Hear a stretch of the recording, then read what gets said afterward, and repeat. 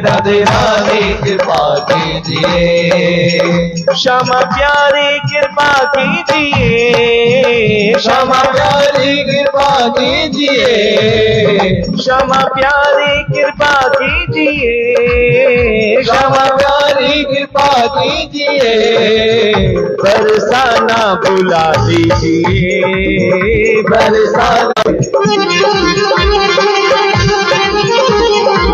राधे रानी सरकार की।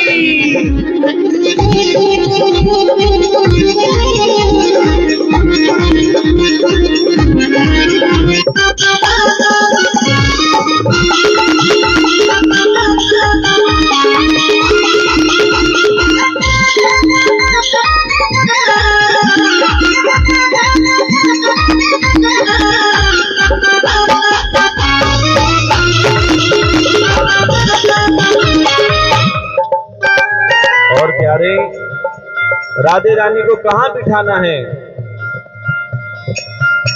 पलकों के सिंहासन पे मैंने तुमको बिठाया है, पलकों के सिंहासन पे मैंने तुमको बिठाया है, पलकों के सिंहासन पे मैंने तुमको बिठाया है, पलकों के सिंहासन पे मैंने तुमको बिठाया है, इस मन के अंदर ही बरसाना बनाया है, इस मन के अंदर ही बरसाना बनाया है, इस मन के अंदर ही इसमें आके राह कीजिए, चरणों से लगा लीजिए, चरणों से लगा लीजिए, हमें अपना बना लीजिए, हमें अपना बना लीजिए, श्यामा प्यारी कृपा कीजिए, श्यामा प्यारी कृपा कीजिए, बरसाना बुला लीजिए, बरसाना बुला लीजिए, हमें अपना बना लीजिए,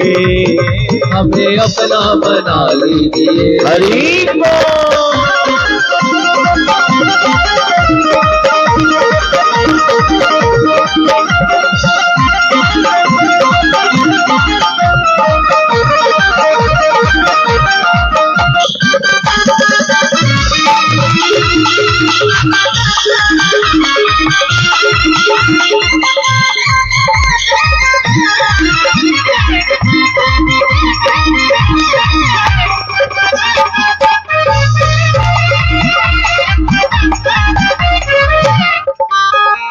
और प्यारे, जब भी कोई शुभ काम करते हो, जब भी कोई अच्छा काम होता है, कथा सुनते हो, सेवा करते हो, तो अच्छे कामों में हमेशा रुकावट आती है, विघ्न आते हैं।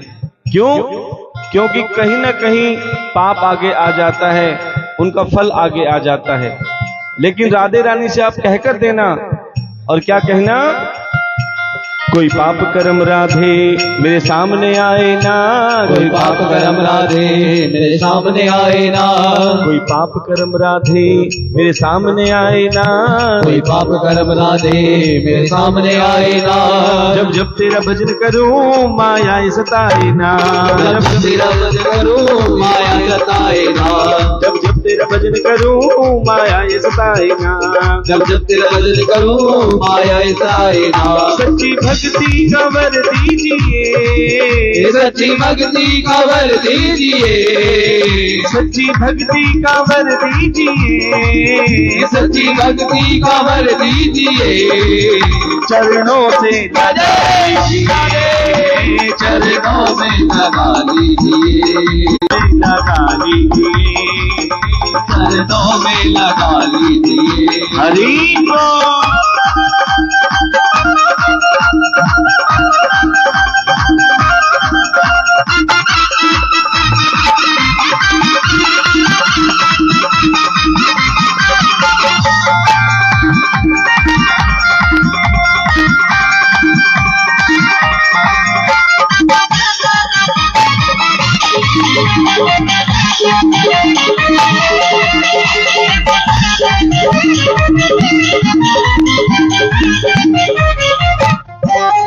और हम अच्छी जगह क्यों नहीं जा पाते? कोशिश करते कथा में आकर बैठे, कथा श्रवण करें, लेकिन फिर भी ना जाने कुछ ना कुछ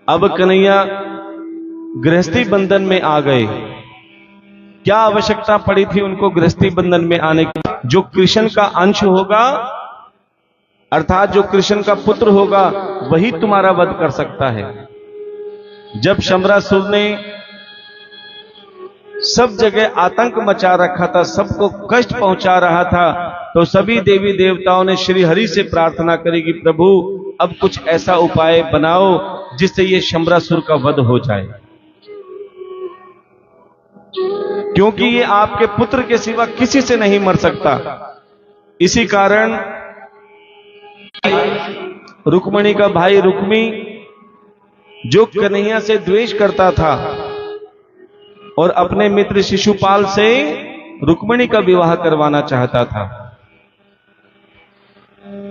तब रुक्मिणी ने एक ब्राह्मण के हाथ पत्र भेजा और उस पत्र में लिखा था कि कन्हैया, मैं तुम्हें अपना पति स्वीकार कर चुकी हूं जब तक मैंने तुम्हें देखा नहीं है अभी तक।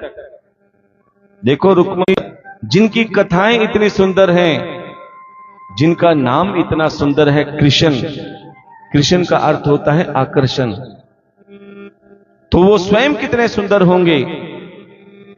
तो रुक्मिणी जी कहती थी, नाम तुम्हारा तारणहारा, नाम तुम्हारा तारणहारा, जाने कब दर्शन होगा, नाम तुम्हारा तारणहारा, जाने कब दर्शन होगा।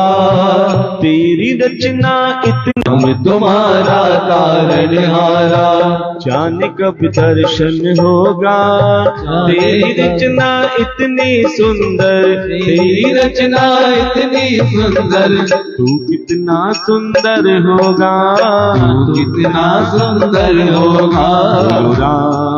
बोलो राम, बोलो राम, बोलो राम राम राम, बोलो राम, बोलो राम, बोलो राम राम राम, बोलो श्याम, बोलो श्याम, बोलो श्याम श्याम श्याम, बोलो श्याम, बोलो श्याम, बोलो श्याम श्याम श्याम।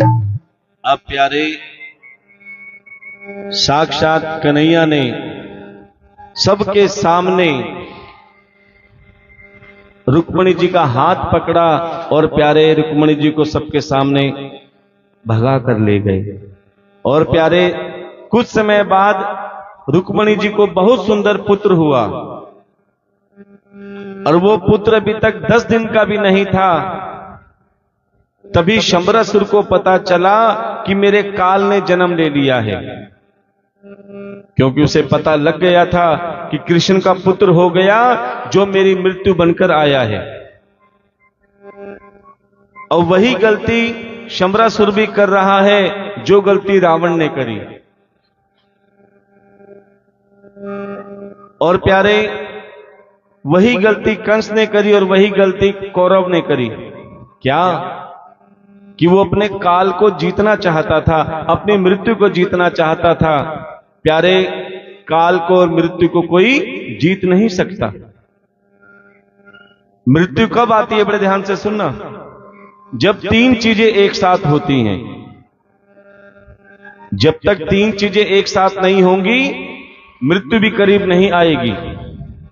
और वो 3 चीजें कौन सी हैं? बड़े ध्यान से सुनना। सबसे पहला, समय।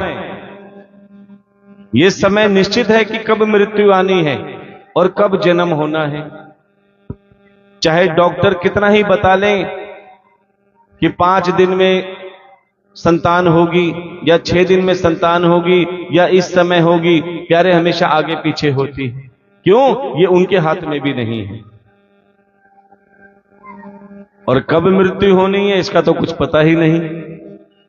तो सज्जनों, आपको बता दें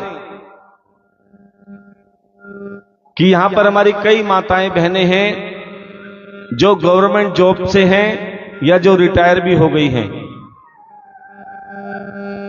उनको याद होगा जब उन्हें सरकारी नौकरी का लेटर मिला था ना, जिसे कहते हैं अपॉइंटमेंट लेटर, उसमें एक कोने में तारीख लिखी होती है कि तुम्हें इस दिन नौकरी ज्वाइन करनी है। और एक कोने में एक तारीख और लिखी है, 50 साल बाद या 60 साल बाद तुम्हारी रिटायरमेंट भी होनी है। अब सोचो, उस लेटर में दोनों चीज लिखी है, कब ज्वाइनिंग करना और कब रिटायरमेंट होना है। अगर एक लेटर तुम्हें भगवान भी दे दे, इस समय तुम्हारी मृत्यु होनी है और इतने साल बाद तुम्हारी मृत्यु हो जाएगी, तो क्या तुम जी पाओगे? इसीलिए दोनों काम परमात्मा ने हाथ में ले रखे हैं कि जन्म और मरण मेरे हाथ में है, लेकिन प्यारे बीच का समय तो तुम्हारे हाथ में है। चाहे रो के जियो, चाहे हंस के जियो, चाहे कंजूसी से बिताओ, चाहे सेवा करके बिताओ। इसीलिए प्यारे खुश होके बिताओ और बाकी सब परमात्मा पे छोड़ दो। पहला समय, दूसरा स्थान। स्थान भी निश्चित है कि कहां जन्म होना है और कहां मृत्यु होनी है। और तीसरा कारण, किस कारण मृत्यु होनी है। बीमारी से इंसान जाएगा, या एक्सीडेंट से जाएगा, या आत्महत्या से जाएगा, या किसी भी कारण से जाएगा। प्यारे ये तीनों चीजें जब तक एक साथ नहीं होंगी तब तक मृत्यु भी पास नहीं आएगी। आपने सुना होगा, कोई घर में आराम से बैठकर भोजन कर रहा है, अचानक फोन की घंटी बजी, वो भोजन छोड़कर चला गया। और जैसे भोजन छोड़ के गया, प्यारे स्कूटर पे गया या किसी चीज पे गया, बाहर एक्सीडेंट हुआ और मृत्यु हो गई। घर पे भोजन भी तो प्रेम से कर सकता था, लेकिन काल बुला रहा था, समय बुला रहा था, स्थान बुला रहा था। इसीलिए कहते हैं प्यारे, हर दिन भगवान का नाम लेकर उसका शुक्र अदा जरूर किया करो कि हे ठाकुर, आज का दिन तुम्हें अच्छा बिताया, आज का दिन मुझे सौभाग्य मिला कथा सुनने का, आज का दिन मुझे सौभाग्य मिला सेवा करने का। और जब आप हर दिन को प्रभु के लिए जिएंगे तो प्यारे हर दिन आपका बहुत अच्छे से ही बीतेगा। अब शंबरासुर अभी बालक 10 दिन का भी नहीं था। प्यारे रुक्मणी जी के महल से वो बालक चुरा कर ले गए, अभी उसका नामकरण भी नहीं हुआ था।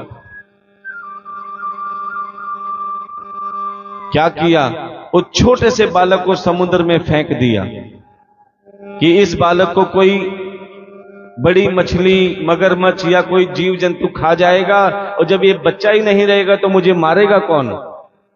लेकिन कहते प्यारे, काल घूमता घूमता कैसे आ जाता है, बड़े ध्यान से सुनना। जिस बालक को वो समुद्र में छोड़कर गया था, प्यारे उसी शंबरासुर का रसोइया समुद्र में से उसी मछली को पकड़ लाया जिस मछली ने उस बालक को निगला था। जैसे ही शंबरासुर के महल में वो मछली काटी, उसमें से वो बालक निकल गया। अब रसोइया हैरान कि मछली में से ये बालक कैसे निकला। तभी उस रसोइया ने शंबरासुर की एक दासी थी जिसका नाम था मायावती। और मायावती कौन थी प्यारे? मायावती कामदेव की पत्नी रति थी। और उस कामदेव ने एक बार भोले बाबा पे काम बाण भी चलाया था। और भोले बाबा अपनी समाधि में लीन थे, ध्यान में मगन थे। लेकिन जैसे कामदेव ने बाण चलाया, भोले बाबा का ध्यान भंग हो गया। जैसे ही आंखें खुली तो क्या देखा सामने, कामदेव दूसरा बाण भी चलाने को तैयार। अब भोले बाबा की त्रिनेत्र से ऐसी अग्नि निकली, ऐसी ज्वाला निकली प्यारे, उस अग्नि से, उस ज्वाला से कामदेव जलकर वहीं भस्म हो गए।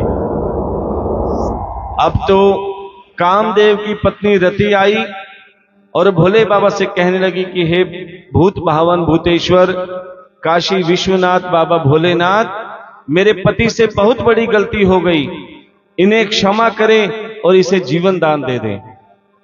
भोले बाबा ने कहा, रति, कर्मों का फल सभी को मिलता है, कर्मों का फल सभी को मिलता है, इंसान हो या भगवान। अभी देखो कथा में आपको बताया जाएगा कि इंसान ही नहीं, भगवान भी कर्मों के फल से दूर नहीं है। उन्हें भी कर्मों का भुगतान करना पड़ता है, उनको भी फल मिलता है।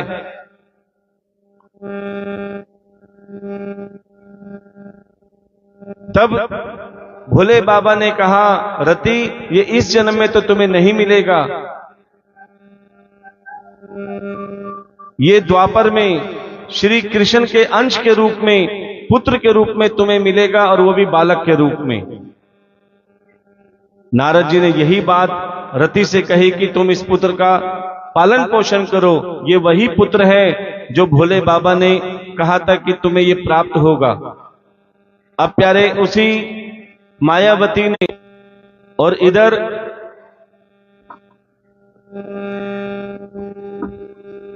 जब कन्हैया को पता लगा कि शंबरासुर ने मेरे पुत्र को अगवा किया है और महाराज कंस ने अक्रूर जी को मुझे लाने के लिए भेजा है, और ये बात सब जगह फैल गई कि अब कन्हैया हमें छोड़ के जाने वाले हैं। सारी गोप गोपियां, बाल गोपाल सब रुदन करने लगे कि अभी हमने कन्हैया को जी भर के देखा भी नहीं, अभी हमने कन्हैया से जी भर बात भी नहीं करी।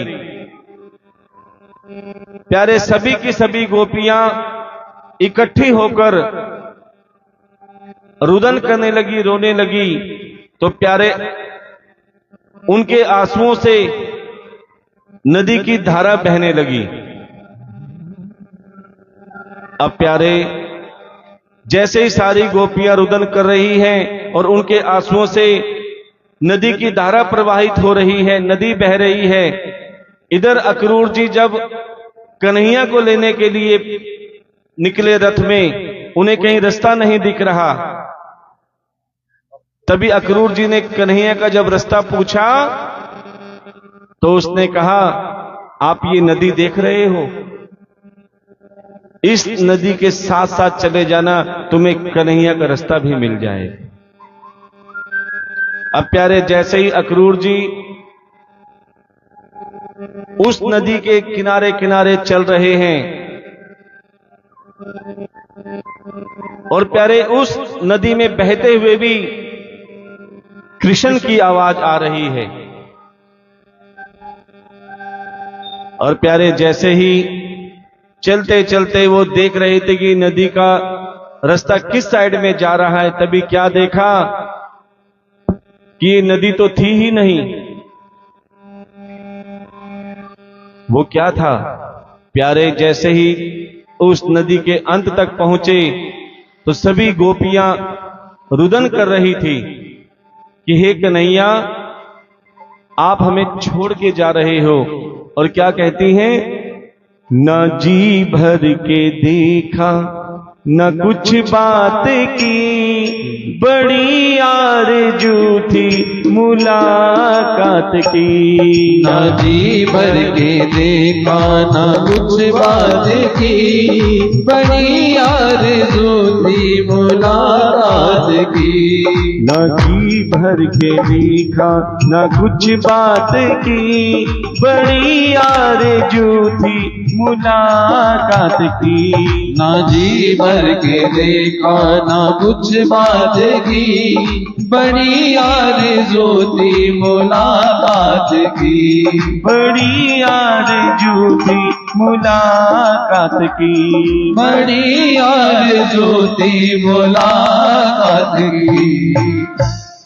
अब प्यारे, जैसे ही उन गोपियों ने अक्रूर जी को देखा, मानो साक्षात कृष्ण का रूप बनकर आ रहे हैं, एक तरफ बड़ी खुश हुई कि कन्हैया हमसे मिलने आ रहे हैं, लेकिन जैसे ही पास में गए, क्या देखा, अक्रूर जी, आप कौन?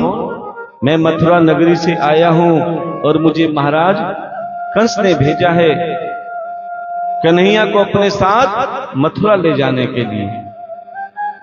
अब तो प्यारे, सभी गोपियां और व्याकुल हो गई कि अब तो वो समय आ गया जब कन्हैया हमें छोड़ के जाएंगे। लेकिन प्यारे, विधि का विधान सबके साथ होता है, चाहे सुख हो या दुख हो। सुख को भी स्वीकार करना चाहिए और प्यारे दुख को भी हंसते हुए स्वीकार करना चाहिए। अब जैसे ही अक्रूर जी नंद बाबा के पास गए कि नंद बाबा, मैं मथुरा नगरी से आया हूं और मुझे महाराज कंस ने भेजा है। क्यों? क्योंकि महाराज ने एक प्रतियोगिता रखी है और उस प्रतियोगिता में बड़े बड़े राजा महाराजा को बुलाया, लेकिन कन्हैया को लाने के लिए स्वयं मुझे भेजा। प्यारे जैसे तैसे नंद बाबा को समझ आई और नंद बाबा ने यशोदा मैया को समझाया। अब यशोदा मैया तो सुध बुध खो बैठी जब उसने सुना कि कन्हैया हमें छोड़कर जाएंगे। और प्यारे जैसे ही श्याम और बलराम अक्रूर जी के रथ में बैठकर मथुरा जाने के लिए रवाना हुए, सभी बाल गोपाल गोपियां रथ के आगे खड़े हो गए कि हे कन्हैया, हम तुम्हें नहीं जाने देंगे, कि हम तुम्हें अपना जीवन मान चुके हैं,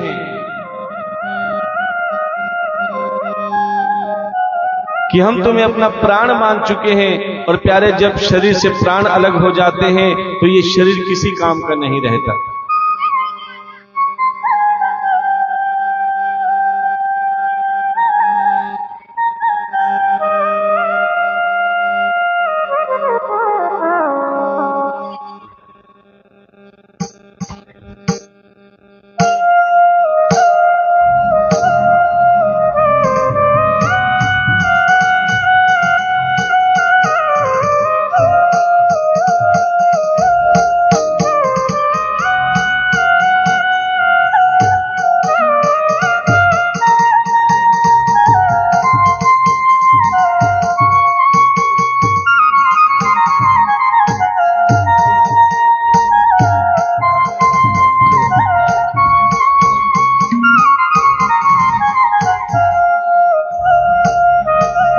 अब प्यारे कुछ तो गोपियां ऐसी व्याकुल हो गई थी, बावली हो गई थी, दीवानी हो गई थी कि प्यारे रथ के आगे ही लेट गई कि हे कन्हैया, हम तुम्हें जीते जी तो नहीं जाने देंगे। एक काम करो, हमारे ऊपर से, शरीर के ऊपर से रथ ले जाओ, ना हम रहेंगी ना तुम्हें देख पाएंगी। तब प्यारे कन्हैया ने उन गोपियों को विराट रूप दिखाया। कन्हैया ने उन गोपियों को विराट रूप दिखाया और कहने लगे, यदा यदा हि धर्मस्य ग्लानिर्भवति भारते अभ्युत्थानम् अधर्मस्य तदात्मानं सृजाम्यहम् परित्राणाय साधूनां विनाशाय च दुष्कृतां धर्म संस्थापनार्थाय संभवामि युगे युगे।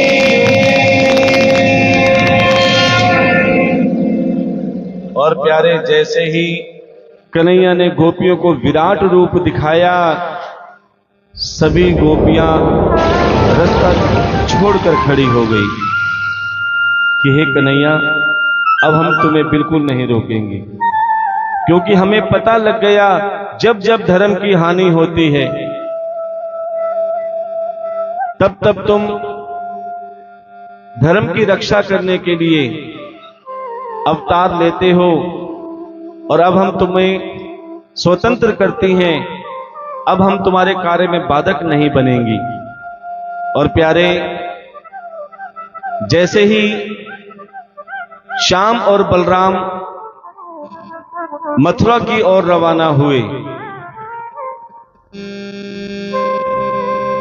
मथुरा में कन्हैया ने अक्रूर जी से कहा कि अक्रूर जी अब आप रथ लेकर जाइए, हम पैदल पैदल आ रहे हैं।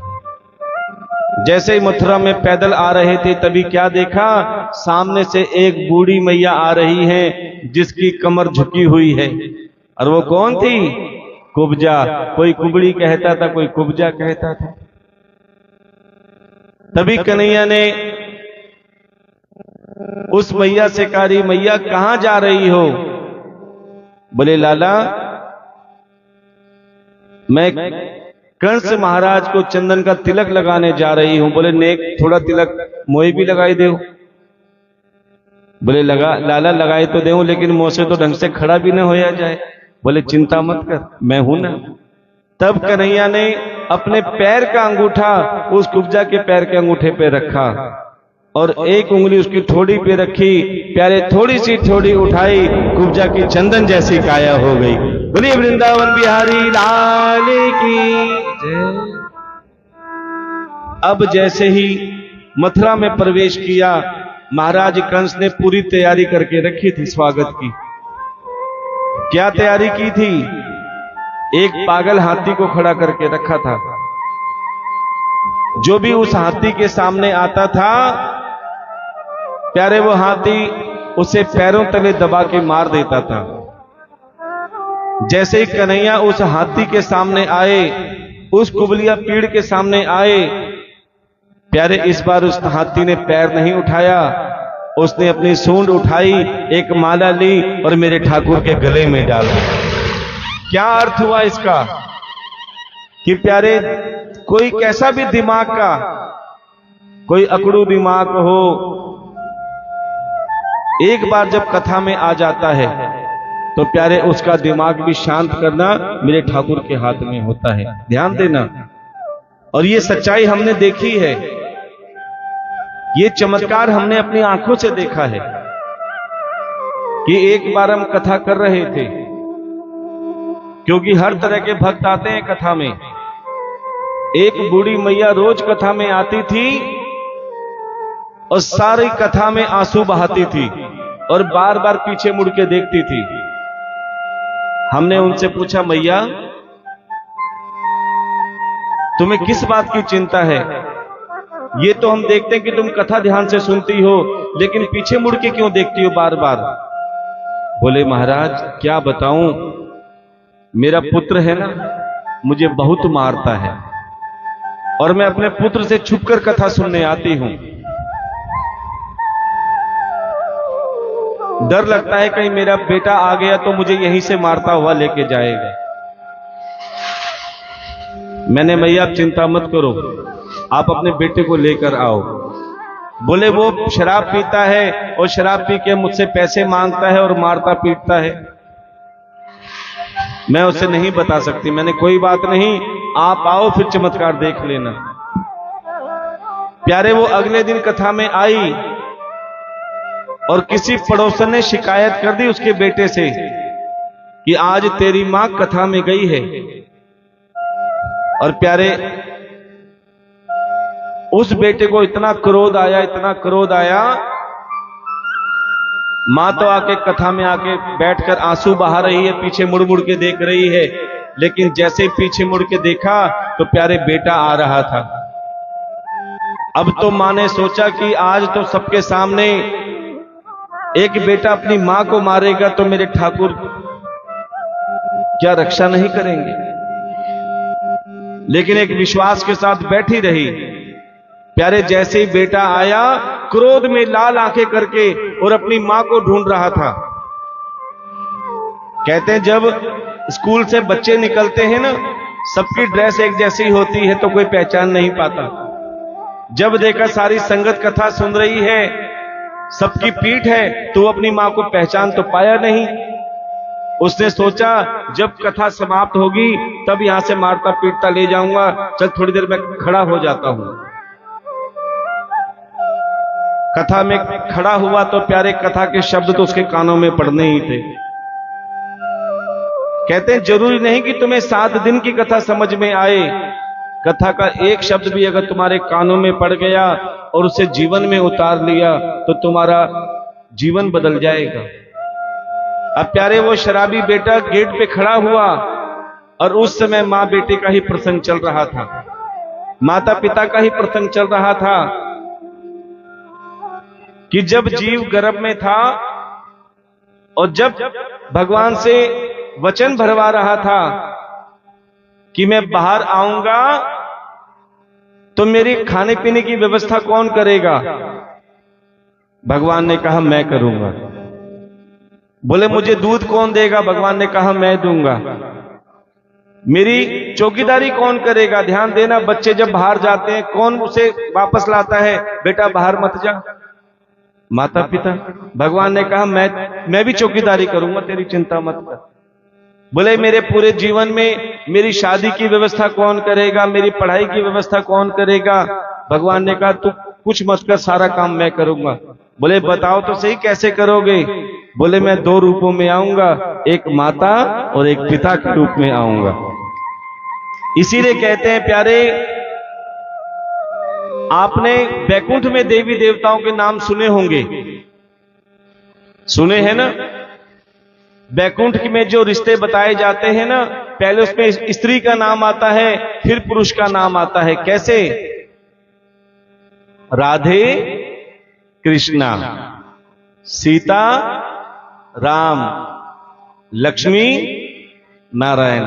कभी ऐसा तो नहीं होता कि नारायण लक्ष्मी या राम सीता। पहले स्त्री का नाम आता है बैकुंठ में हर देवी देवता के आगे, और बाद में पुरुष का नाम आता है। लेकिन धरती पे देख लो, पहले पहले पति का नाम आता है, दादा दादी, चाचा चाची, मामा मामी। लेकिन एक रिश्ता ऐसा है धरती पर भी जो बैकुंठ के नाते से चलता है, क्या? माता पिता। क्योंकि प्यारे कलयुग में धरती पर आज भी वो रिश्ता देवी देवताओं के नाम से जाना जाता है, जिसमें स्त्री का नाम पहले आता है, उसे कहते हैं माता पिता। जब उस बेटे ने ये बात सुनी कि भगवान की पूजा करने से माता पिता मिल जाए, ये जरूरी नहीं, लेकिन माता पिता की सेवा करने से, माता पिता का आदर करने से प्यारे एक ना एक दिन भगवान तुम्हें जरूर मिल जाएंगे। प्यारे जब उस नालायक बेटे के कानों में शब्द पड़े जो अपनी मां को मारने के लिए आया था, प्यारे जब भागवत कथा का ये शब्द उसके कानों में पड़ा, प्यारे वो अपनी मां के पास आया। मां घबरा रही थी कि मुझे मारेगा। प्यारे आंखों में आंसू लिए अपने मां के चरण पकड़ने लगा। मां मुझसे बहुत बड़ी गलती हो गई, ना जाने मेरे कौन से पाप आगे आ रहे थे जो मैं कथा में अब तक नहीं आया, लेकिन आज मुझे मेरे ठाकुर ने बुला लिया तो आज से मेरा जीवन भी बदल गया। प्यारे उसने शराब छोड़ दी और अपने माता पिता को भगवान मान के सेवा करने लगा। क्यों? क्योंकि माता पिता कौन है प्यारे? माता पिता वो वृक्ष हैं जो तुम्हें फल भी देते हैं, छाया भी देते हैं, लेकिन क्या उनके रहते उनकी कोई कदर नहीं करता। कदर कब होती है? जब ये पेड़ कट जाता है, ना छाया रहती ना फल रहता। और फिर क्या होता है? जो तुमने अपने माता पिता का अनादर किया, अब तुम्हारे बच्चे तुम्हारा अनादर करते हैं। जो तुमने अपने माता पिता के साथ किया, प्यारे जब वो व्यवहार तुम्हारे बच्चे तुम्हारे साथ करते हैं, तब तुम्हें अपने बूढ़े माता पिता की याद आती है। और क्या कहते हैं वो बूढ़े माता पिता? क्या कहते हैं? जब वो छत्र छाया उठ जाती है, रो रो कर बच्चे अपने माता पिता को याद करते हैं। चिट्ठी न कोई संदेश, जाने वो कौन सा दे, जहां तुम चले गए, जहां तुम चले गए, जहां तुम चले गए। चिट्ठी न कोई संदेश, जाने वो कौन सा दे। चिट्ठी न कोई संदेश, जाने वो कौन सा दे, जहां तुम चले गए, जहाँ तुम चले गए हो, जहाँ तुम चले गए। जिस दिल पे लगा कर थे जानी वो कौन सा दे। जहाँ तुम चले गए, जहाँ तुम चले गए।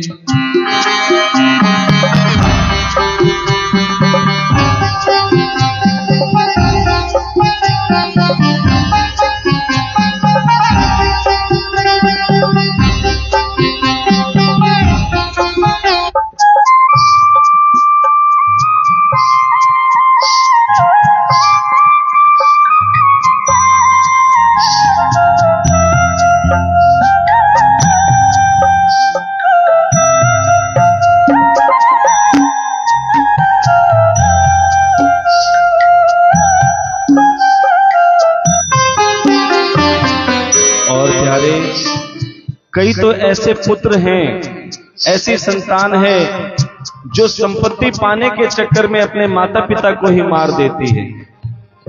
कई YouTube पे क्लिप देखते हैं, बूढ़े माता पिता को छत पर ले जाते हैं और छत से फेंक देते हैं।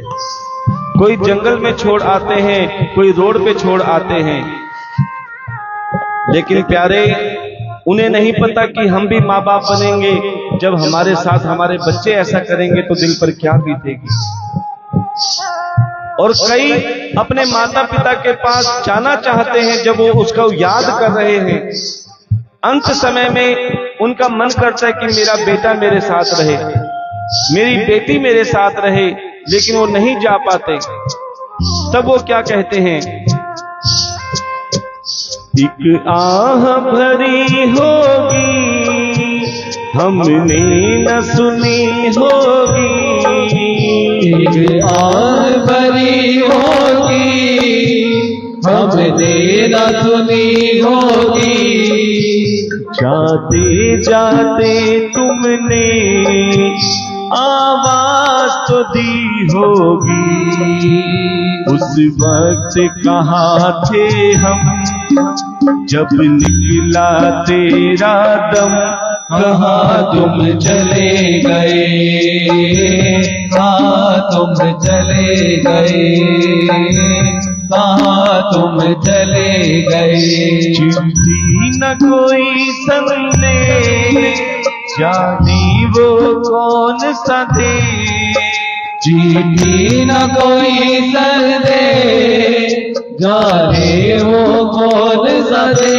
जहाँ तुम चले गए, कहाँ तुम चले गए, कहाँ तुम चले गए। इस दिल पे लगा कर थे जाने वो कौन सा दे। जहाँ तुम चले गए, जहाँ तुम चले गए, जहाँ तुम चले गए। इसीलिए कहते हैं प्यारे, जिसने माता पिता की सेवा कर ली, उसने मंदिर की हमारे जीवन में खुशियां आए तो सिर्फ एक काम कर लो, तेरे जीवन में खुशियां तमाम आएंगी। तेरे जीवन में खुशियां तमाम आएंगी। तेरे जीवन में खुशियां तमाम आएंगी। तेरे जीवन में खुशियां तमाम आएंगी। ले जा माँ की दुआएं तेरे काम आएंगी। ले जा माँ की दुआएं तेरे काम आएंगी। तेरे जीवन में खुशियां तमाम आएंगी। तेरे जीवन में खुशियां तमाम आएंगी। ले जा माँ की दुआएं तेरे काम आएंगी। ले जा माँ की दुआएं तेरे काम आएंगी। ओ माँ, ओ माँ, ओ माँ, तू कहाँ। ओ माँ, ओ माँ, ओ माँ, तू कहाँ।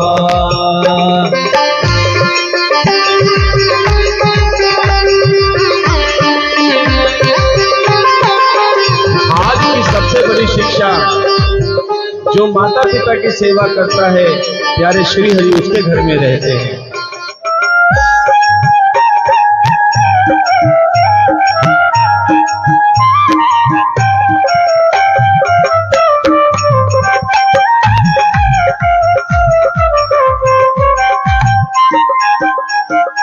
प्यारे, ये माँ कौन है?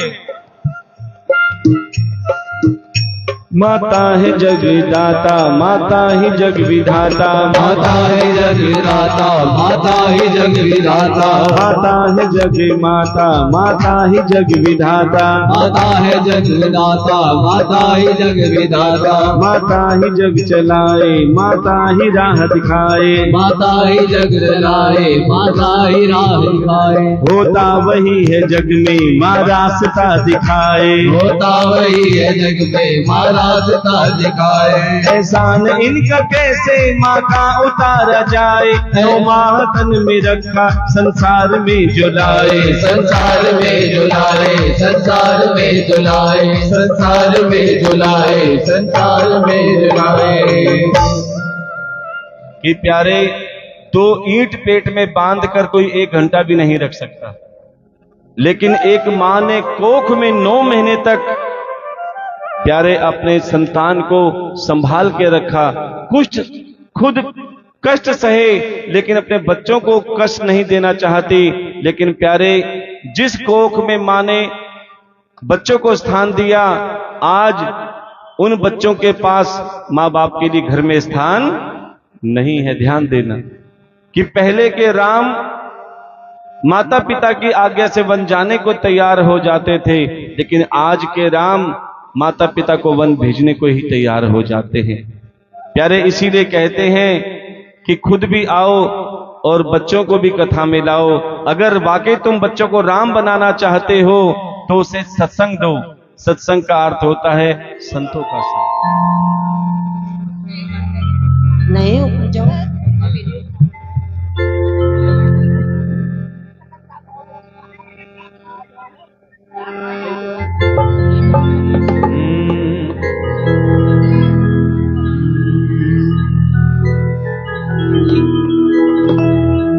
पालनहारे निर्गुणो न्यारे,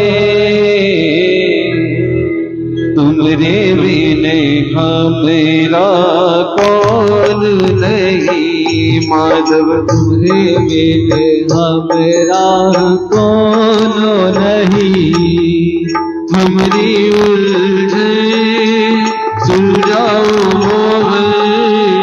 हमरी उलझन सुलझाओ भगवन, हो तुमरे बिन हमेरा कौन नहीं, तुमरे बिन हमेरा कौन नहीं, तुम्ही हमरे सखीवारे, तुम्ही हमरे सखीवारे, तुमरे बिन हमेरा कौन नहीं, माता तुमरे बिन हमेरा कौन नहीं।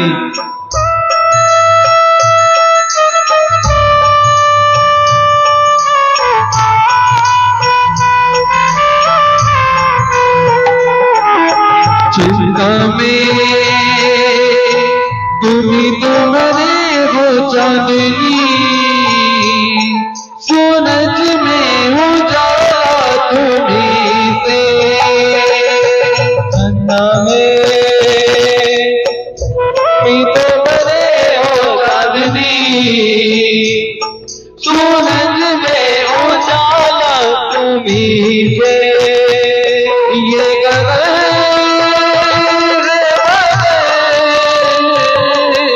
तुम्ही तो दिए हुए सितारे, ये दीवार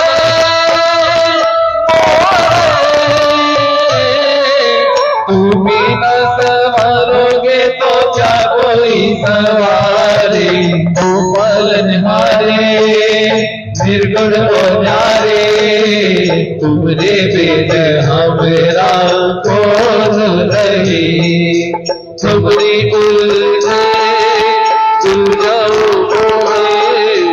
हमरी उलझन सुलझाओ भगवन, तुमरे बिन हमेरा कौन नहीं, तुमरे बिन हमरा कोनो नहीं।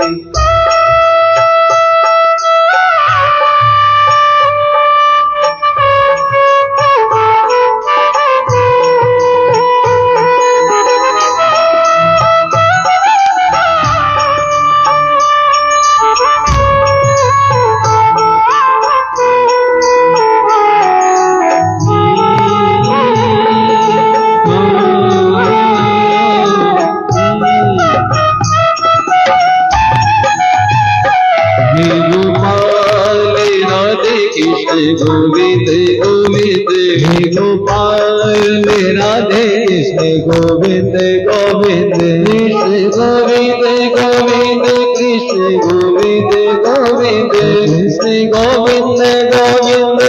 कृष्ण गोविंद गोविंद कृष्ण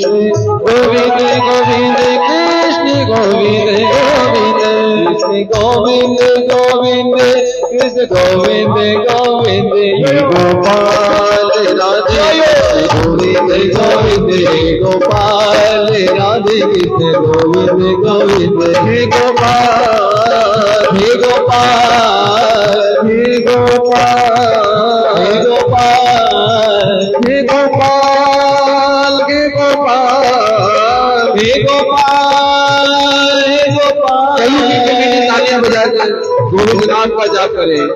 हे गोपाल राधे कृष्ण गोविंद गोविंद हे गोपाल राधे कृष्ण गोविंद गोपाल मुरलिया वाले गोपाल मुरलिया वाले नंदलाल मुरलिया वाले गोपाल मुरलिया वाले हे गोपाल राधे कृष्ण गोविंद गोविंद राधे कृष्ण गोविंद गोविंद हे गोपाल राधे कृष्ण गोविंद गोविंद हे गोपाल राधे कृष्ण गोविंद गोविंद कृष्ण गोविंद गोविंद कृष्ण गोविंद गोविंद गोविंद गोविंद कृष्ण गोविंद गोविंद हे गोपाल राधे कृष्ण गोविंद राधे कृष्ण गोविंद गोविंद।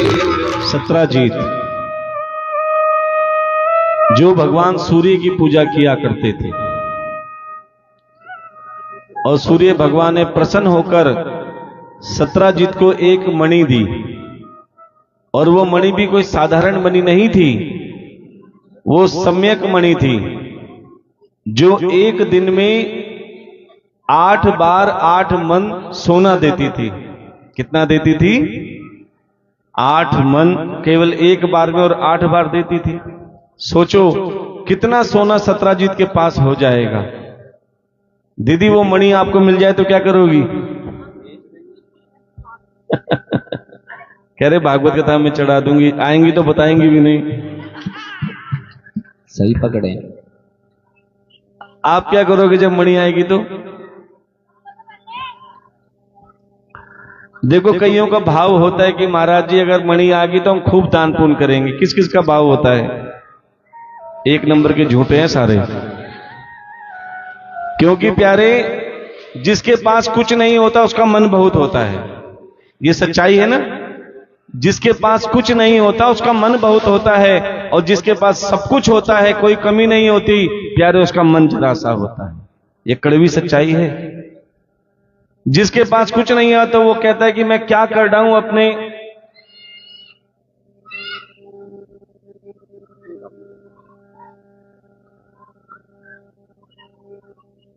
तो प्यारे अब सत्राजीत पहले तो कुछ थोड़ा बहुत दे भी देते थे, लेकिन जैसे ही वो मणि आई वो सोना गिनने के चक्कर में लगे रहे। किसी को एक नया पैसा दान भी नहीं देते थे। लेकिन भगवान किसी न किसी रूप में तुम्हारे पास जरूर आते हैं कि मैंने तुम्हें इतना दिया, क्या तुम्हारा मन है कि नहीं? चाहे वो सत्संग हो, कथा हो, कन्यादान हो या भंडारे के रूप में, ये भगवान स्वयं आते हैं तुमसे मांगने के लिए कि तुम्हारे अंदर समर्पण का भाव है कि नहीं। अच्छा तुमसे पूछते हैं, एक बात बताते हैं, एक का सिक्का बड़ा होता है या 500 का नोट? 500 का। जो एक का सिक्का कहना चाहते हैं जरा हाथ उठाएंगे। चलो इन सब का टेस्ट लेते हैं। जो एक का सिक्का कह रहे हैं ना, एक का सिक्का बड़ा होता है। अब ये रास्ते में जा रहे हो और एक का सिक्का पड़ा हो और 500 का नोट उठा पड़ा हो तो कौन सा उठाओगे? बोले महाराज उठाएंगे तो 500 का। अच्छा, दोनों उठाएंगे। चलो एक सवाल और पूछते हैं कि आप रास्ते में जा रहे हो, राम जी की मूर्ति रखी हो, रावण की मूर्ति रखी, तो कौन सी उठाओगे? पक्का? अच्छा, राम जी की पत्थर की और रावण की सोने की हो तो? इतने सीधे तो नहीं हो कि सोना छोड़ दोगे। चलो आपको बताते हैं कि 500 का नोट और एक का सिक्का आपस में बात कर रहे हैं। देखो 1000 2000 का नोट इसलिए नहीं कहा क्योंकि वो बंद हो गया है। अब एक का सिक्का और 500 का नोट आपस में बात कर रहे हैं और 500 का नोट आंसुओं से रो रहा है। देखो इतना बड़ा होने के बाद में भी रो रहा है। 500 का नोट एक के सिक्के से कहता है भैया मैं बहुत दुखी हूं। बोले तू तो इतना बड़ा है, तू दुखी क्यों है? बोले मैं दिखने में बड़ा हूं लेकिन मेरी यात्रा बहुत बेकार है। सुन सको तो सुनाऊं? एक के सिक्के ने कहा भैया बताने से दिल हल्का होता है, अपनी यात्रा बता कि तू क्यों दुखी है।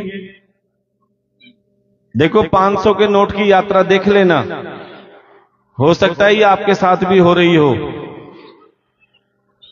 500 का नोट कहता है कि भैया पहले मैं कैदी बन के रहता हूं। क्या बन के रहता हूं? कैदी। कोई बटुए में कैद करके रखता है, कोई अलमारी में कैद करके रखता है, कोई बैंक में लॉकर में कैद करके रखता है, इतनी जल्दी नहीं निकालता। बोले 1 करोड़पति मुझे कैदी बना के रखते हैं, इतनी जल्दी नहीं निकालते। कब निकालते हैं? जब 1 करोड़पति बीमार हो जाते हैं। कहते हैं महाराज हम सेवा तो कर लेते लेकिन क्या करें, हमारे स्टंट डले हैं। स्टंट समझते हो ना? छल्ले 3 4 5 लाख रुपए लग जाते हैं। बोले महाराज अपने घुटने चेंज कराए हैं, उसमें लाखों का खर्चा आ गया। कोई कहता हमने कमर की प्रॉब्लम ठीक कराई है, उसमें लाखों का खर्चा आ गया। सोचो दान पुण्य में नहीं लगते लेकिन बीमारी में लग जाते हैं। पहले कैदी बन के रहा, फिर बीमारी में लगा। उसके बाद किसी का कोई काम नहीं बनता तो वो रिश्वत दे के काम चलाता है। सेवा में नहीं करेगा, 500 1000 रुपए रिश्वत दे के काम चला देगा, फिर रिश्वत में लगते हैं। अब सोचो जिसकी जेब में रिश्वत का पैसा आएगा, जिसके घर में 2 नंबर की कमाई आएगी, उसके बच्चे क्या सत्संग सुनेंगे? प्यारे वही 500 के नोट जुए में उड़ाते हैं, वही 500 के नोट शराब खाने में उड़ाते हैं, वही 500 के नोट वैशाल्य में जाके उड़ाते हैं। अब 500 का नोट रो रहा है कि मेरी यात्रा कितनी दुखी है। अब एक का सिक्का कहता है महाराज तुम इतने बड़े होने के बाद भी दुखी हो, मैं छोटा जरूर हूं लेकिन मेरी यात्रा बहुत अच्छी है। सुन सको तो सुनाऊं? बोले भैया तुम भी सुनाओ, तुम्हारी यात्रा कैसी अच्छी है। बोले सबसे पहले मैं मंदिर के शिवालय में चढ़ाया जाता हूं। सावन में मंदिर में कौन कौन जाती हैं? हाँ, वैसे जाए ना जाए, अच्छा डेली जाते, बहुत अच्छी बात है। कई माताएं ऐसी भी हैं जो सिर्फ सावन में ही जाती हैं, उन्हें सावन में भोले बाबा याद आते हैं। बोल शंकर भगवान की जय। अब तो प्यारे सावन में शिवलिंग पे जल चढ़ाती हैं। ओम नमः शिवाय, ओम नमः शिवाय, हर हर भोले नमः शिवाय। ओम नमः शिवाय, ओम नमः शिवाय, हर हर भोले नमः शिवाय। नमः शिवाय, ओम नमः शिवाय, हर हर भोले नमः शिवाय। नमः शिवाय, ओम नमः शिवाय, हर हर भोले नमः शिवाय। जटाधराय, ओम जटाधराय, हर हर भोले नमः शिवाय। जटाधराय, ओम जटाधराय, हर हर भोले नमः शिवाय। जैसे ही शिव जी पे जल चढ़ाया, देखो शुरुआत कैसे हुई। सभी माताओं बहनों ने अपना नोटों का भरा बटुआ निकाला, बड़े बड़े नोट साइड में किए, एक का सिक्का निकाला, बोल शंकर भगवान की जय। सबसे पहली शुरुआत वहीं से होती है। दूसरी शुरुआत होती है भागवत कथा की आरती की थाली में। देखो कई माताएं बहनें तो इतनी तेज होती हैं, ये जो छोटे छोटे सिक्के चलने बंद हो गए ना,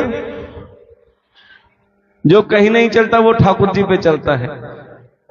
और कई बार लता दीदी हमें बताती, बोले महाराज ऐसे ऐसे भक्त चढ़ावा देते हैं, एक बार तो क्या देखा, 10 के नोट में महात्मा गांधी नहीं थे।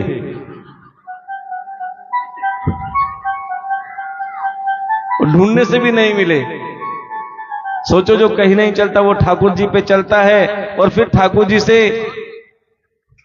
कितनी कितनी चीजें मांगते हैं। ध्यान देना, ये मत सोचो कि हमें कोई नहीं देख रहा, ध्यान देना, क्योंकि जो आप देते हो प्यारे वही कई गुना आपको मिलता है। इसीलिए जो अपने लिए अच्छा हो प्यारे वही सेवा करोगे तो प्यारे तुम्हें कई गुना फल उसका अच्छा मिलेगा। अब एक का सिक्का कहता है, पहले मैं शिवलिंग पे चढ़ाया जाता हूं, फिर आरती की थाली में चढ़ाया जाता हूं, उसके बाद जिस किसी के साथ जुड़ जाता हूं वो अशुभ भी शुभ में बदल जाता है। ध्यान देना, जब किसी की मृत्यु होती है प्यारे हमेशा छोटा बन के रहो, हमेशा प्रसन्न रहोगे, और जितना बड़े बन के रहोगे उतना परेशान रहोगे। ऐसे ही प्यारे सत्राजीत, जब कन्हैया उसे मणि मांगने आए तो सत्राजीत ने मणि देने से मना कर दिया। अब कुछ समय बाद क्या हुआ, सत्राजीत का भाई प्रसेन शिकार खेलने के लिए गया।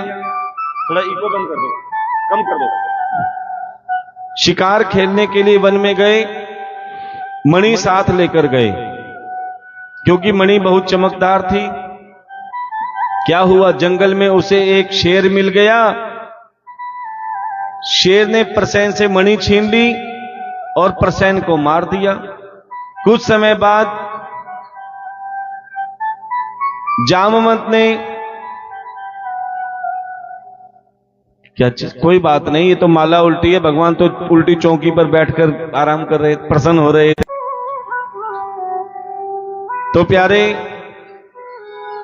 अब जामवंत ने उस शेर को भी मार दिया और मणि लेकर अपने बच्चों को गुफाओं में खेलने के लिए दे दी। जब प्रसेन वापस नहीं आया तो सत्राजीत ने सीधा सीधा कलंक कन्हैया पे लगा दिया कि कन्हैया ने मेरे भाई को मारा है। ध्यान देना, अब अच्छी बात इतनी जल्दी गांव में नहीं फैलती, कॉलोनी में नहीं फैलती, लेकिन थोड़ी सी बुरी बात हो जाए, ओ हो, अरे तेरे कह रहे हो तू किसी से मत कहिए, तेरे से कह रहे हो किसी से मत कहिए। करते करते पूरी कॉलोनी में बात फैल जाती है, और बात फैलाने की जिम्मेदारी किन की होती है? जोरदार तालियों का स्वागत करेंगे अपने लिए, क्योंकि इसमें आपकी गलती नहीं है। ध्यान देना, इसमें आपकी गलती नहीं है, महिलाओं को श्राप लगा हुआ है। किसका? युधिष्ठिर जी का। क्यों? बोले मां ऐसा कौन सा रहस्य है? बोले वो रहस्य जो आज तक कोई नहीं जानता। बोले कौन सा? बोले आज तक संसार जानता था कि पांडव 5 पुत्र हैं, लेकिन मैं बताती हूं पांडव 5 नहीं 6 पुत्र हैं। बोले तो छठा भाई कौन था हमारा? बोले है नहीं था। कौन? कर्ण। इतना सुनते ही प्यारे युधिष्ठिर को इतना क्रोध आया, इतना क्रोध आया। बोले मां अगर तू ये रहस्य पहले बता देती तो शायद महाभारत ही नहीं होती। विवाह श्रृंखला में अब आप बताइए हमारे ठाकुर जी के टोटल कितने विवाह हो चुके हैं? 16,108। बहुत अच्छी बात है। कल हमारा ठाकुर जी के साथ किन के साथ विवाह हुआ था? रुक्मणी जी के साथ। अब प्यारे 16,108 रानियों में 16,100 रानियां और 8 पटरानियां। बड़े ध्यान से सुनना। कंस की मृत्यु के बाद में कंस की दोनों पत्नी अस्थि और प्राप्ति अपने पिता जरासंध के पास गई और जरासंध ने मथुरा पर 17 बार आक्रमण कर दिया और कन्हैया ने गुप्त द्वारिका नगरी बसाई और द्वारिकाधीश बन गए। बोलिए द्वारिकाधीश भगवान की जय। अच्छा, एक बात आप ईमानदारी से बताना, मेरे साथ तो हर बार होता है, आपके साथ अगर होता हो तो हाथ उठाना बिल्कुल, कि जब हम किसी को मन से याद करते हैं, जब हम किसी को मन से याद करते हैं, या तो उसके फोन की घंटी बज जाती है, या उसका कोई समाचार आ जाता है, या वो खुद सामने आ जाता है। किस किस के साथ ऐसा होता है? पक्का? इसका मतलब आपके मन से मन के तार जुड़े हुए हैं। जिसको याद करने पर या तो फोन की घंटी बज जाती है, या समाचार आता है, या खुद सामने आ जाता है। तो क्यों ना अपने मन से तार मेरे ठाकुर से भी जोड़ लो। और जिसके मन से मन के तार ठाकुर से जुड़ गए, फिर जब तुम याद करोगे, प्यारे मेरा ठाकुर भी तुम्हारे लिए दौड़ा चढ़ा आएगा। बोलिए वृंदावन बिहारी लाल की जय। अब प्यारे, एक बार द्वारकाधीश महलों में सबको याद कर रहे थे कि मैं परसों की कहकर आया था, बरसों हो गए, ना जाने नंद बाबा कैसे होंगे, ना जाने मेरी यशोदा मैया कैसी होंगी, ना जाने बाल गोपाल कैसे होंगे, और ना जाने राधे रानी कैसी होंगी। प्यारे, जैसे ही राधे रानी को याद किया, राधे रानी का चक्कर द्वारिका में लग गया। उस समय द्वारिका में कन्हैया के अलावा राधे रानी को कोई नहीं जानता था। जैसे ही द्वारकाधीश ने राधे को देखा, अरे राधे तुम यहां पर? अब देखो, जब झूठ बोल के पकड़े गए हैं, परसों बोलकर बरसों लगा दिए, अब कन्हैया कैसे नाटक कर रहे हैं, बड़े ध्यान से सुनना। अरे राधे, जब से मैं तुमको छोड़कर आया हूं, मेरा एक एक पल कई बरसों तक बीता है, और जब जब तुम्हारी याद आती है ना, मेरी आंखों में आंसू आ जाते हैं। क्या तुम्हारे साथ भी ऐसा होता है? अब राधे रानी कहती है, अरे ओ नटवरलाल, अरे ओ छलिया, मेरे साथ ऐसा कुछ नहीं होता। ना तुम्हारी याद आती, ना तुम्हारे लिए आंखों में आंसू बहते। क्यों? याद तो उनके लिए आती है जो दूर होते हैं, तुम तो मेरे हृदय में बसे हो, मेरे नैनों में बसे हो। रो इसलिए नहीं सकती, कहीं आंसुओं के द्वारा तुम बाहर ना आ जाओ। चलो और बताओ द्वारकाधीश, तुम कैसे हो? द्वारकाधीश शब्द कन्हैया के दिल पे तीर जैसा लगा। बोली राधे, मैं औरों के लिए द्वारकाधीश हो सकता हूं, लेकिन तुम्हारे लिए तो मैं तुम्हारा कन्हैया ही हूं। तुम तो मुझे द्वारकाधीश मत कहो। बोले नहीं, अब तुम मेरे कन्हैया नहीं हो, तुम द्वारकाधीश बन गए हो। तुम मेरे कन्हैया तब थे जब तुम यमुना के जल में हमारे साथ खेला करते थे। खेल खेल में गेंद से तुमने कालिया नाथ को नाथ दिया था। हमारे साथ बैठकर झूठी छाछ पीते थे, तब मेरे कन्हैया थे।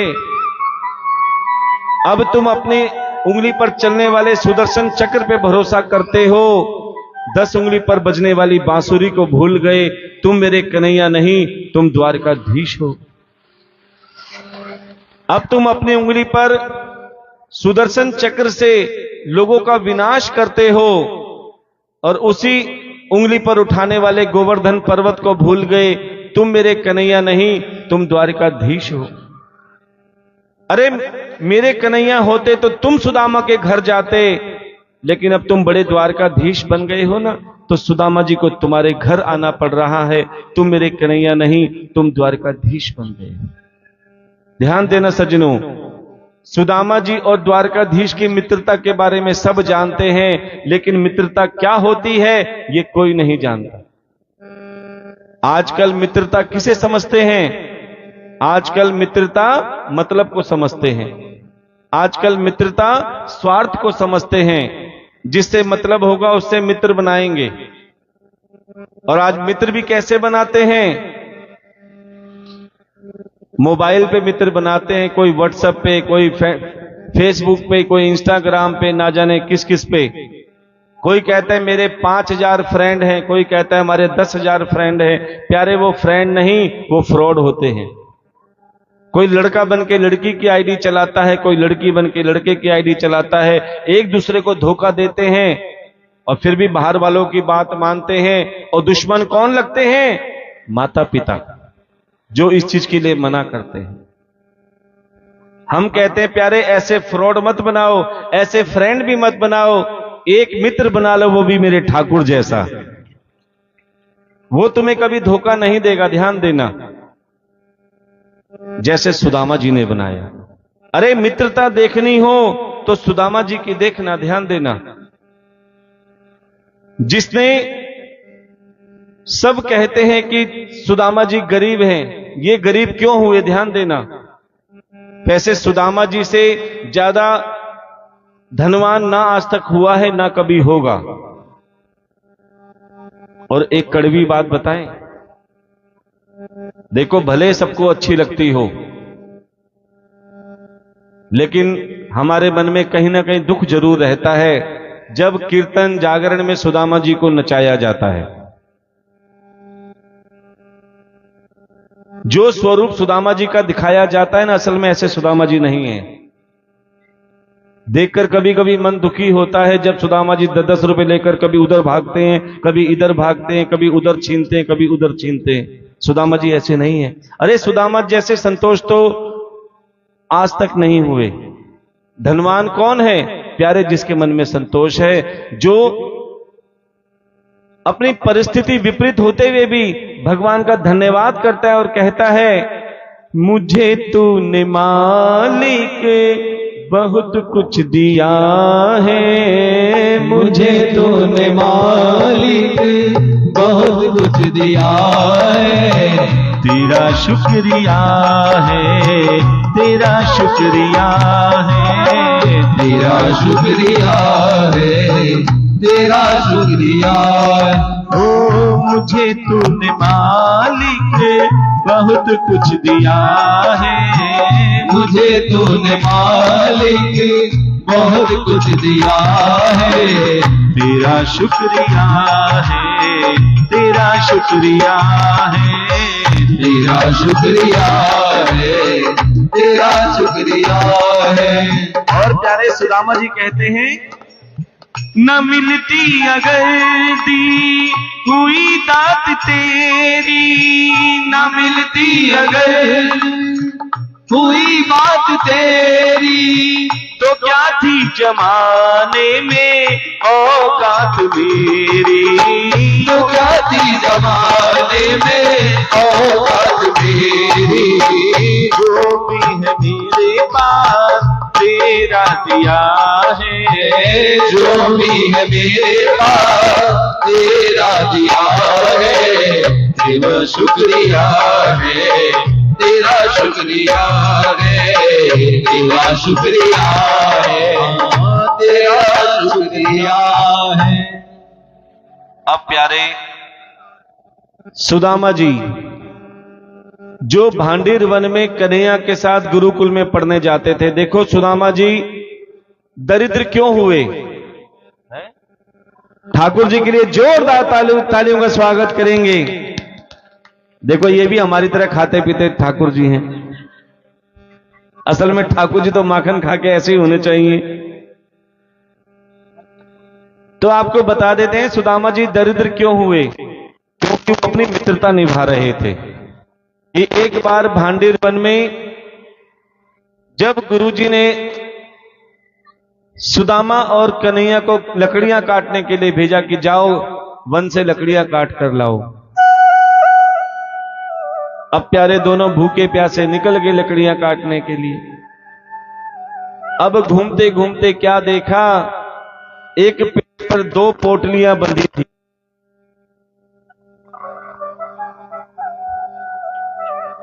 जबकि कन्हैया को पता था कि ये पोटली श्रापित है, एक बुढ़िया का श्राप लगा हुआ था उन 2 पोटलियों पर। क्यों? कि एकादशी का व्रत रखा था एक बूढ़ी मां ने, उसके बाद 2 ही पोटली थी कि मैं द्वादशी को प्रेम से खाऊंगी। लेकिन तभी उस बूढ़ी मैया को कोई काम याद आया, अब ताला तो था नहीं, पेड़ पे लटका दी और कह दिया कि मेरे आने से पहले अगर किसी ने इसको हाथ लगाया या खाया वो दरिद्र हो जाएगा। बड़े ध्यान से सुनना। अब तो प्यारे, जैसे ही कन्हैया ने कहा देखो सुदामा, पेड़ पे 2 पोटली हैं, एक तुम खा लेना और एक मुझे दे देना।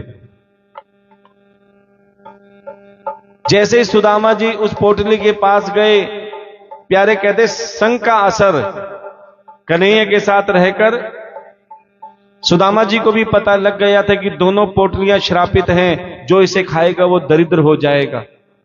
प्यारे अपने हिस्से का तो उन्होंने वो चने खा लिए, लेकिन मेरे मित्र को कष्ट ना पहुंचे कि उसे पता था कि अगर ये कन्हैया ने खा लिया तो ये भी दरिद्र हो जाएंगे।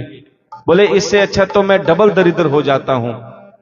कन्हैया के हिस्से के भी चने सुदामा जी ने खा लिए और प्यारे उसके बाद दरिद्र होने के बाद में भी वो प्रसन्न रहते थे कि आज मैंने अपनी मित्रता निभा ली। और कहते हैं जब तुम किसी के हिस्से का खा लेते हो तो प्यारे कर्जा चढ़ जाता है। अब क्या हुआ, सुदामा जी इतने दरिद्र हुए कि और फिर भी खुश रहते थे। लेकिन कहते हैं जैसे उनकी धर्मपत्नी सुशीला, वो भी जैसा नाम वैसा काम, लेकिन कभी कभी बच्चे जब भूख से तड़प जाते थे तो वो कहती थी, अरे सुदामा जी, मैंने सुना है आपका मित्र द्वारकाधीश है। बोले हां। बोले तो उसे नहीं पता कि उसके मित्र का क्या हाल है। तब सुदामा जी कहते, अरे भगवान, ये तो कर्मों का फल है, जैसा कर्म करेंगे वैसा ही तो फल मिलेगा। बोले तुम अपने मित्र के पास जाओ तो सही, कुछ मांग के तो लाओ। अब सुदामा जी हंसने लगे कि मैंने आज तक किसी से कुछ नहीं मांगा, तू कहते अपने मित्र से मांग के लाओ। तब तो प्यारे सुदामा जी जैसे ही जाने लगे, सुशीला जिद करने लगी, तभी सुशीला ने रोक लिया, ठहरो, कभी भी अपने मित्र के यहां जाओ, रिश्तेदार के यहां जाओ या मंदिर में जाओ या कथा में जाओ, कभी खाली हाथ नहीं जाना चाहिए। क्यों? जब तुम किसी के यहां लेके जाते हो ना, उसके 2 फायदे होते हैं। एक तो आपका हाथ से दान सेवा निकलती है और दूसरे का मान सम्मान बढ़ता है। जैसे सुदामा जी द्वारकाधीश पहुंचे और वहां पर द्वारकाधीश के महलों में जैसे ही प्रवेश करने लगे, द्वारपालों ने रोका कि अरे कहां जाता है। बोले मैं अपने मित्र द्वारकाधीश से मिलने जाता हूं, रुक जाओ। आप कौन हो, अपना परिचय तो बताओ। आप कौन हो, अपना परिचय बताओ। तो सुदामा जी अपना परिचय बता रहे हैं। क्या कहते हैं? अरे द्वारपालो कन्हैया से कह दो, अरे द्वारपालो कन्हैया से कह दो, कि दर पे सुदामा गरीब आ गया है, कि दर पे सुदामा गरीब आ गया है। ओ अरे द्वारपालो कन्हैया से कह दो, अरे द्वारपालो कन्हैया से कह दो, कि दर पे सुदामा गरीब आ गया है, कि दर पे सुदामा गरीब आ गया है। ओ भटकते भटकते न जाने कहां से, भटकते भटकते न जाने कहां से, तुम्हारे महल के करीब आ गया है, तुम्हारे महल के करीब आ जरा गया। दोनों हाथ तालियों की सेवा करेंगे। बोलिए द्वारकाधीश भगवान की।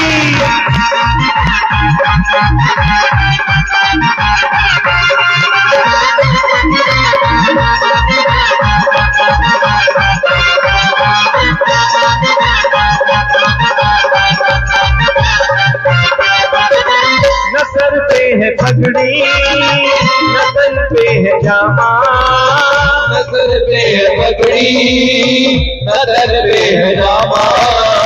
बता दो कन्हैया को नाम है सुदामा, बता दो कन्हैया को नाम है सुदामा। तुम एक बार मोहन से जा करके कह दो, तुम एक बार मोहन से जा करके कह दो कि मुझमें सुदामा गरीब आ गया है, कि मेरे सुदामा गरीब आ गया है। और जैसे ही द्वार पर, एक सेकंड, बड़ा एक्सपर्ट करके भेजा सुदामा जी को, आगे से आगे तैयारी चल रही है।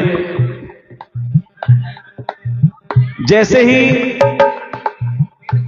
द्वारकाधीश को पता चला कि मेरा मित्र मुझे बुला रहा है, तभी अपना सिंहासन छोड़कर उठ खड़े हुए। सुनते ही दौड़े चले आए मोहन, सुनते ही दौड़े चले आए मोहन। लगाया गले से सुदामा को मोहन, लगाया सुदामा को मोहन। हुआ रुक्मणी को बहुत ही अचंभा, हुआ रुक्मणी को बहुत ही अचंभा। ये मेहमान कैसा अजीब आ गया है, मेहमान कैसा अजीब आ गया है।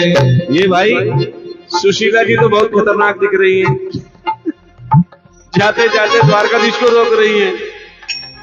तो जैसे ही द्वारकाधीश अपने बराबर ठाकुर सुदामा जी को बिठाया और हाल चाल पूछ रहे हैं, बता मेरे यार सुदामा रे, भाई गणे दिना में आया, बता मेरे यार सुदामा रे, भाई गणे दिना में आया। मेरे यार सुदामा रे, भाई गणे दिना में आया, बता मेरे यार सुदामा रे, भाई गणे दिना में आया। वो मने सुना दे कुटुंब कहानी, मने सुना दे कुटुंब कहानी। ठोकर पड़गी ठोकर खानी, ठोकर पड़गी ठोकर खानी। तोते की मार सुदामा रे, भाई गणे दिना में आया, बता मेरे यार सुदामा रे, भाई गणे दिना में आया।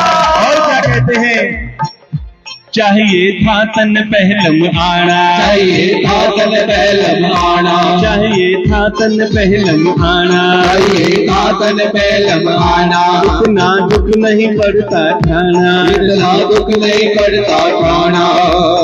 टोटे की मार सुदामा रे, भाई गणे दिना में आया, बता मेरे यार सुदामा रे, भाई गणे दिना में आया। और ऐसा सत्कार आज तक किसी ने नहीं किया। आज भगत छाती तहला ल्यो, आज भगत छाती कहला लूं, आज भगत छाती तहला ल्यो, आज भगत छाती कहला लूं। ईब बता तन कड़े बिठा ल्यो, ईब बता तन कड़े बिठा लूं। सत्कार सुदामा रे, भाई गणे दिना में आया, बता मेरे यार सुदामा रे, भाई गणे दिना में आया। और प्यारे ऐसा सत्कार आज तक किसी ने नहीं किया, बराबर भी बिठाया और बराबर में अपने सुदामा बिठाए, बराबर में अपने सुदामा बिठाए। चरण आंसुओं से शाम में धुलाए, हाँ चरण आंसुओं से सामने धुलाए। चरण आंसुओं से शाम में धुलाए, हाँ चरण आंसुओं से सामने धुलाए। न घबराओ प्यारे जरा तुम सुदामा, न घबराओ प्यारे जरा तुम सुदामा। खुशी का समा तेरे करीब आ गया है, खुशी का समा तेरे करीब आ गया है। देखो दुनिया भर के यार देख लिए, लेकिन तेरे जैसा यार कहाँ ऐसा याराना, तेरे जैसा यार सभी बोलेंगे हाँ गाते हुए, कहाँ ऐसा याराना, याद करेगी दुनिया तेरा मेरा अफसाना, याद करेगी दुनिया तेरा मेरा अफसाना। मेरी जिंदगी बना दी मुझको गले लगा के, मेरी जिंदगी बना दी मुझको गले लगा के, बैठा दिया फलक पे मुझे खाक से उठा के, बैठा दिया फलक पे मुझे खाक से उठा के, तेरे संग जीना यहाँ तेरे संग मर जाना, याद करेगी दुनिया तेरा मेरा अफसाना।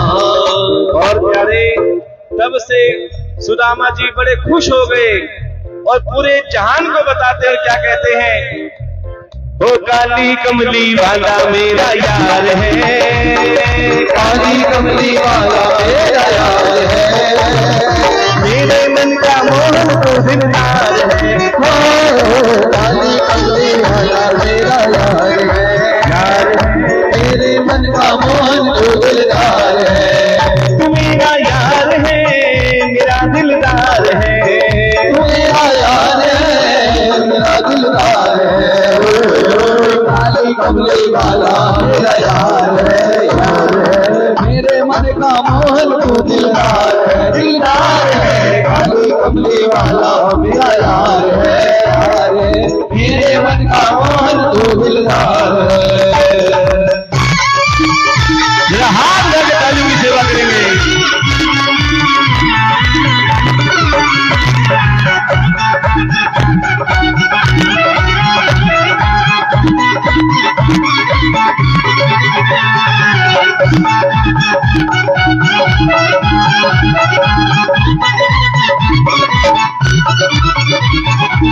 और प्यारे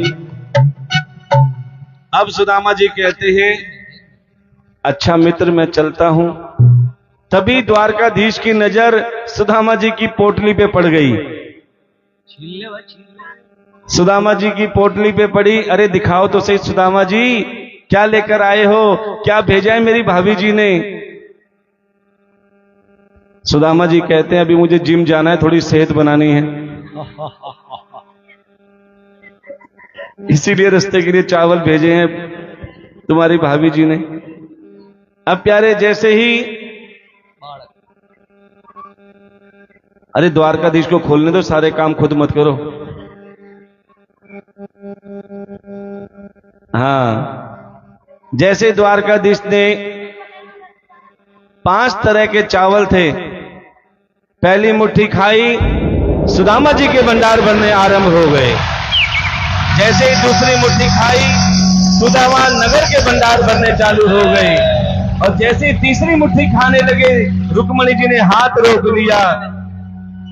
अरे प्रभु, ये सारे भंडार सुदामा जी की से कथा सुन रहे हैं ना, इनके भी भंडार आपने भरने हैं। जो कोई 1 घंटा, 2 घंटे, 5 घंटे, 1 दिन, 7 दिन, जितना भी कथा सुनी है, आज सबको संपूर्ण फल मिलने जा रहा है। सुदामा जी ने कुछ मांगा नहीं और द्वारकाधीश ने कुछ दिया नहीं। अब काम कैसे चले? लेकिन फिर भी हरि की इच्छा। जैसे ही सुदामा जी अपने सुदामा गांव पहुंचे तो क्या देखा, सुदामा गांव नहीं, वो तो गुड़गांवा बन गया। प्यारे बड़ी बड़ी बिल्डिंगें, बड़े बड़ी कोठियां, बड़े बड़े मकान। सुदामा जी हैरान कि मेरा छोटा सा सुदामा गांव था, ये बड़े बड़े मकान, बड़ी बड़ी बिल्डिंगें कैसी बन गई। जैसे ही अपनी छोटी सी कुटिया में गए तो क्या देखा, वो कुटिया नहीं, वो बहुत बड़ा महल बन गया। और उस महल में एक महिला बाहर आई, जिसने बनारसी साड़ी पहन रखी थी, 16 श्रृंगार कर रखे थे और हाथ में एप्पल का आईफोन ले रखा था। जैसे ही सुदामा जी ने देखा, बोली अरे सुशीला, ये कैसे हुआ? बोले सुदामा जी, आप अपने मित्र के पास गए थे, उन्होंने एक अपना मुनीम भेज दिया और मुनीम ने ही ये चमत्कार किया। अब प्यारे, जैसे ही सुदामा जी ने कहा सुशीला जरा बुलाओ तो सही, अब मुनीम कौन है? जैसे मुनीम को आवाज दी, मुनीम जी बाहर आए तो क्या देखा? मोटा मोटा चश्मा, एक हाथ में बही खाता, एक हाथ में कलम, पकड़े कहां गए? कमर में मुरली बंधी थी। बोली अरे सुशीला, तूने ये क्या कर दिया? ये तूने क्या कर दिया? जब मैंने तुझसे कहा था कि ठाकुर से नहीं मांगेंगे, तूने मेरे ठाकुर को परेशान कर दिया। तब सुशीला कहती है कि सुदामा जी तुम थक गए होंगे, बताओ क्या खाओगे? बोले खिलाना है, खिलाना है तो मुझे एक काम कर, सोने की थाली ला, चांदी की कटोरी रख के उसमें हीरे मोती रख के मुझे खिला।